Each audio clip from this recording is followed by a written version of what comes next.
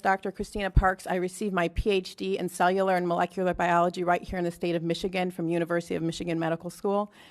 And so I'm very well versed in the science of both these mRNA gene therapy vaccines, this kind of technology, as well as what a vaccine is designed to do in the body, what it can do, what it can't do, and the fact that this is extremely complex science that has been oversimplified in the media to basically take away our freedom of choice. What I want to address today in this limited time is the fact that vaccine requirements and mandates are based on the faulty assumption that the vaccines in question prevent transmission of the pathogen, right? Does the vaccine for DTaP prevent transmission? No. Does the vaccine for flu prevent transmission? No.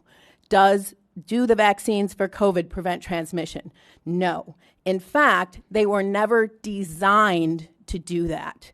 All right, so you're asking, what about this 95% effectiveness? If you look at those clinical trials, they do not say that they prevent transmission. They expressly say that they're measuring whether they attenuate symptoms. So they're 95% effective based on their clinical trials at attenuating symptoms for the first variant, which is essentially gone in our population. Right now, the predominant variant is the Delta, and CDC Director Walensky basically said that these vaccines have no ability to prevent infection by and transmission of the Delta variant. So our policy needs not to be built on the hope of what we think something we want it to do, but what the data actually tell us. So do these viruses do the vaccines prevent the virus from infecting and replicating in the nose and nasopharynx? No. They've only been shown to prevent that replication in the lungs. They're different. The mucosa is very different than the lungs. It's very different than the blood. You inject it to the blood, you make antibodies in your blood. The virus isn't infecting your blood. It's infecting your mucosa, and you don't produce any IgA to neutralize it. In fact, recent studies have shown that the vaccinated, especially with the Delta variant, and the unvaccinated have similar amounts of virus in their nose and throat. In Barnstable, Massachusetts, the CDC tracked an outbreak of 469 cases of COVID. 74% occurred in fully vaccinated, and 4 out of 5 of those hospitalized were vaccinated. All right, so maybe they are mandating this because they just didn't know with the COVID. And so my main complaint is with our health agencies and the CDC, who basically know better and are misleading the public. So let's look at DTaP, which the scientists and the CDC have known since 2014 that the acellular pertussis vaccine does not prevent people from getting infected with the pertussis bacteria and passing it to others. In fact, it was never designed to do that. The vaccine was designed to neutralize the pertussis toxin. Pertussis, we know it as whooping cough. It can be fatal for children under 6 months. So neutralizing this toxin saves lives, all right? I'm not going to debate that. But what it doesn't do is neutralize the bacteria. So what happens is fully vaccinated children go to daycare, they pick up that bacteria, and they come home and they give it to their newborn brother or sister. They get deathly ill, and they go to the hospital. Hopefully, our medical professionals are able to save them. But who do they blame? Now the CDC is blaming anti-vaxxers for the limitations of this vaccine design. I suggest that they be transparent and tell parents that although it is preventing severe disease in their children, it is not preventing transmission because we have created a whole class of asymptomatic pertussis carriers who are increasing the disease. Now, the old DTP vaccine that many of you who are my age or older got did prevent transmission. When we switched to the safer acellular version, they knew that it was never designed to prevent transmission. It was safer, it had less adverse events, but pertussis cases have gone through the roof. There's a resurgence in pertussis because of the design of the vaccine, and the vaccinologists know this. They're trying to address it, and so we cannot mandate that something that does not prevent transmission. All right, what about the flu vaccine? Well, they have shown that basically there's no difference, there's no statistical difference if you're vaccinated or unvaccinated, whether you get the flu or not. But it's even worse because although that first year it is somewhat effective, it's about 65% effective at preventing symptoms in you, after that, it actually has negative efficacy. And I want to address this because it's very important.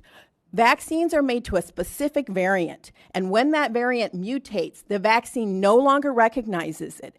And so it's like you're seeing a completely new virus. And because that's so, you actually get more severe symptoms when you're vaccinated against one variant, and then it mutates, and then your body sees the other variant. So there's the potential, and the science shows that, in fact, with the flu, if you get vaccinated in multiple years, you are more likely to get severe disease, you are more likely to have more viral replication, and you are more likely to be hospitalized, both in adults and in children. We are seeing the same thing in COVID with the Delta variant. And so we are mandating that people get a vaccine that could actually make them more sick when they're exposed to the virus. In fact, this week, a paper came out, and what it showed is that with this Delta variant, when you're vaccinated, your body makes antibodies that are supposed to neutralize the virus. But they were supposed to neutralize the old variant. When they see this new variant, what they're doing is the antibodies are taking the virus and helping it infect the cells. All right, that science was just published this week. We need to be looking at the science, and we need our policy to reflect the science, and we also need it to reflect our rights. Okay. And so, as a PhD who knows the science, I'm in the category of the most vaccine hesitant group. Yes, PhDs are the most vaccine hesitant, followed by people who have less than a high school degree because they know what they don't know and they don't trust their government. And many people, the other group that is very vaccine hesitant are African Americans. 70% of African Americans have not taken this vaccine. Why? Because they don't trust their government. Do they have reason not to trust their government? Well, between the years of 1930 and 1970, the CDC conducted the Tuskegee experiment, where they took untreated males with syphilis and they refused to treat them. Even after antibiotics became available, they still did not treat them, and they did not tell them that they had syphilis. They told those people that they were there to secure their health, and they did not secure their health. They abused them. You say, well, that was in the past, although I don't think 1970 was that long ago. Well, in 2012, whistleblower William Thompson came forward and said, we published a study that said MMR does not cause autism, but we lied.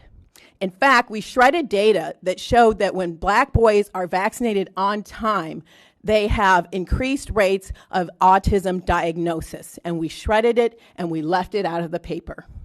As an African American and a PhD, I want to ask each of you, are we going to exclude 70% of African American people from the workforce and from education?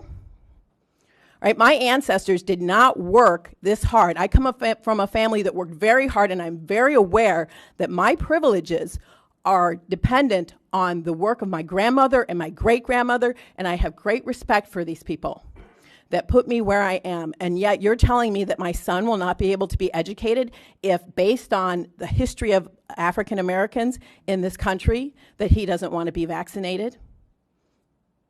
All right, so I will leave you with that question. Who are we going to exclude from the workforce? Are we going to continue with discrimination and segregation in the United States of America? Thank you.